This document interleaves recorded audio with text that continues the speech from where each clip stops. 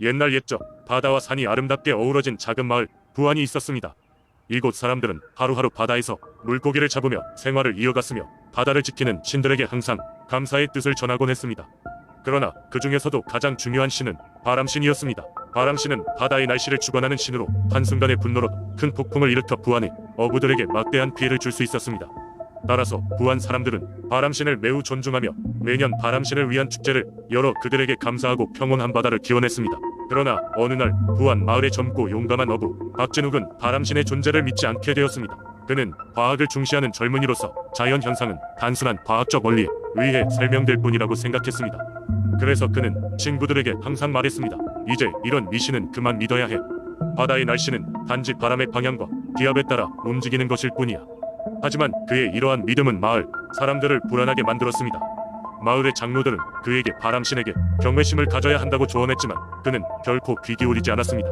그러던 어느 날 박진욱은 바람이 심하게 부는 날에도 고기잡이를 나가겠다고 친구들에게 선언했습니다.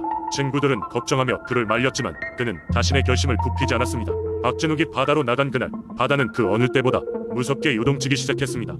바람은 더욱 거세졌고 파도는 점점 높아졌습니다.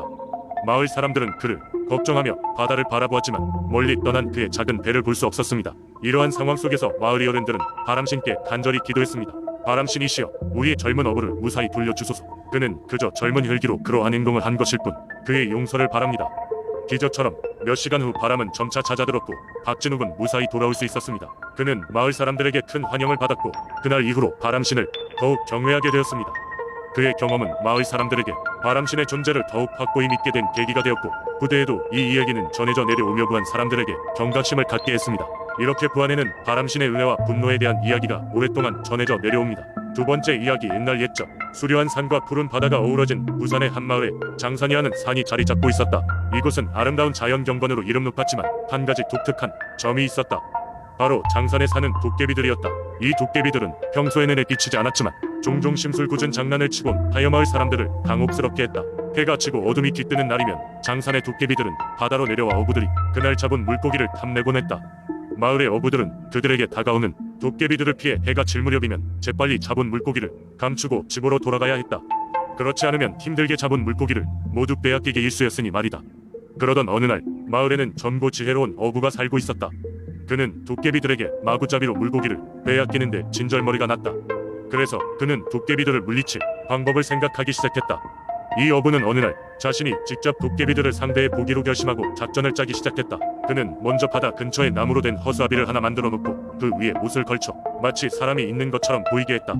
허수아비는 밤이 되자 도깨비들에게 사람의 형체로 여겨졌고 장난기 많던 도깨비들은 그 허수아비와 기꺼이 장난을 치기 시작했다.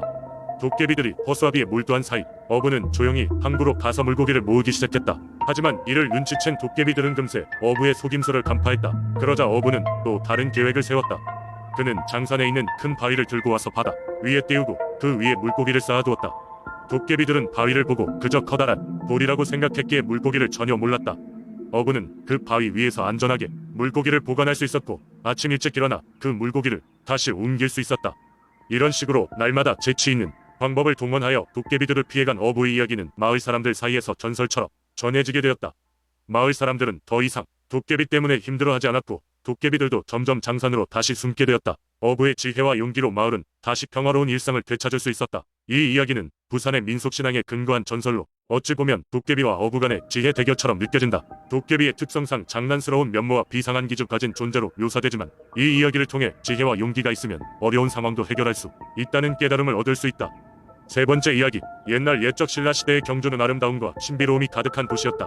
경주는 황금 문화의 중심지로 귀족 문화와 찬란한 불교, 유산이 결합된 곳이었다. 이런 곳에서 시작된 전설 중 하나가 처형에 관한 이야기다. 이 이야기는 인간과 신비로운 존재 간의 만남을 통해 경주 사람들이 민속신앙을 깊이 있게 보여준다. 전해지는 이야기에 따르면 처형은 신라 헌강왕 시대 경주에 살고 있었는데 사실은 동해 바다의 용왕의 아들이었다. 어느 날 용왕의 아들인 처형은 자신만의 신비한 힘을 부여받아 인간 세상에 방문하게 되었다. 그는 경주의 아름다움에 매료되었고 그곳에서 살기로 결심하게 된다.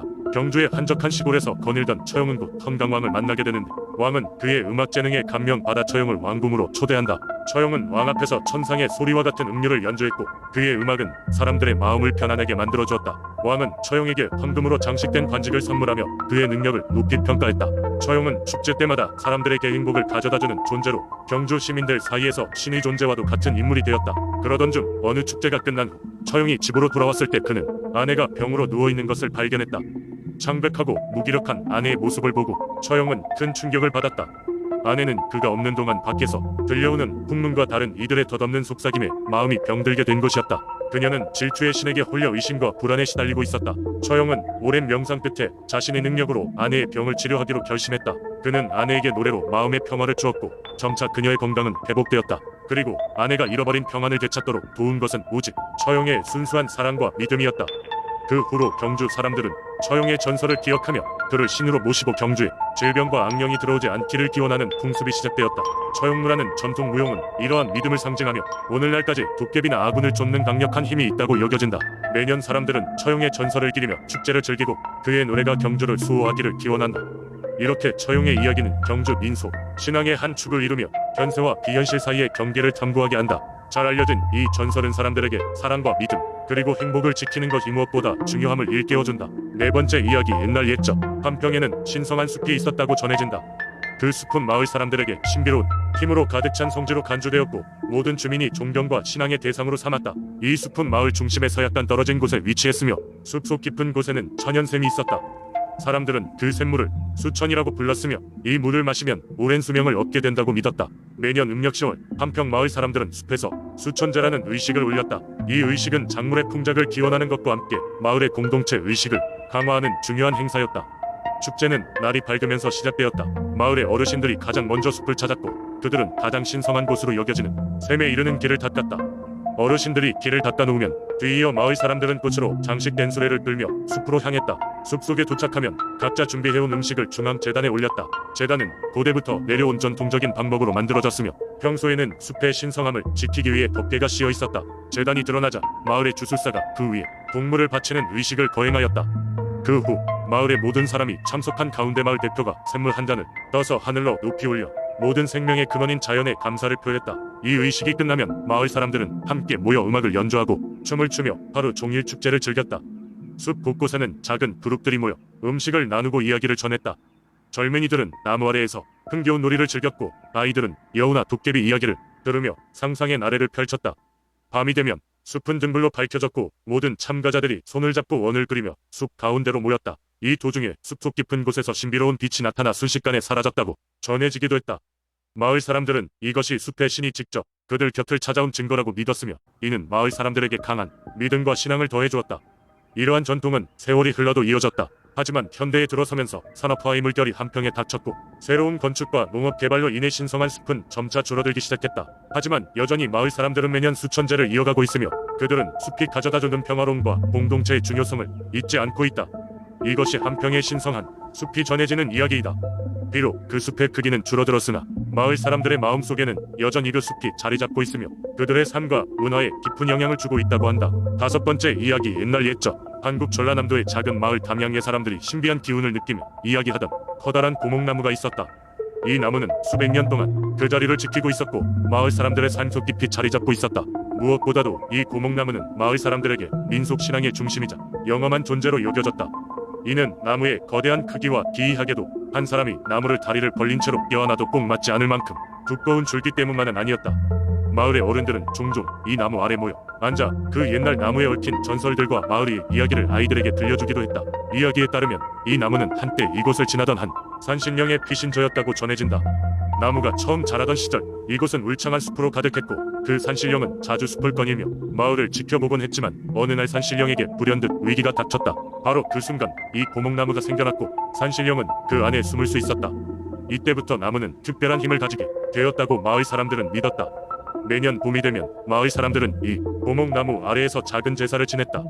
그들은 나뭇가지에 작은 천을 묻고 자신들의 소망을 나무신에게 기원하였다. 원래는 이 나무가 가진 힘 덕분에 마을이 큰 자연재해로부터 여러 번 보호받았다는 믿음 때문이었다. 마을 사람들이 간절히 기도하면 기적과 같은 일이 벌어지곤 했다고 한다. 어느 해에는 한창 장마가 시작될 때 강이 범람할 위기에 처했으나 고목나무에 대한 기도를 마친 다음날 강물이 기이하게도 잠잠해졌다고 한다. 또한 마을의 젊은 연인들은 고목나무 밑에서 맹세를 하면 반드시 행복한 결혼 생활을 할 수 있다는 이야기도 전해졌다. 실제로도 마을에서 가장 오랜 시간 동안 해로한 노부부들이 바로 이 고목 아래에서 사랑을 맹세했다고 전해져 나무는 사랑의 나무라는 별명도 가지고 있었다. 한 번은 마을에 대가문이 들었다. 비는 오지 않고 마을의 논과 밭은 갈라져 갔으며 마을 사람들은 모두 고목나무 아래 모여 비를 내려달라고 기도했다. 그러자 정말 신기하게도 하늘에서 호우가 쏟아지기 시작했다. 이렇듯 고목나무는 마을 사람들에게 항상 특별한 존재였고 그 기적적인 사건들은 오늘날까지도 전해진다. 하지만 나무가 살고 있는 이곳 역시 변화의 바람을 맞을 수밖에 없었다. 시간이 흐르면서 마을 주변은 개발되어 나가고 현대화가 진행되며 사람들은 옛 민속 신앙보다 편리한 삶을 더 중시하게 되었다. 그러나 여전히 어딘가에선 고목나무의 존재를 믿는 사람들이 찾곤 한다. 특히 마을로 돌아온 사람들은 언제나 이 나무를 찾아오며 그 시절을 떠올리게 되는 것이다. 함양의 고목나무는 이제 마을의 상징이 아닌 과거의 한 조각으로 남아있지만 그 나무에 얽힌 신앙과 이야기들은 모든 이들의 가슴 속에 깊이 남아있어진다.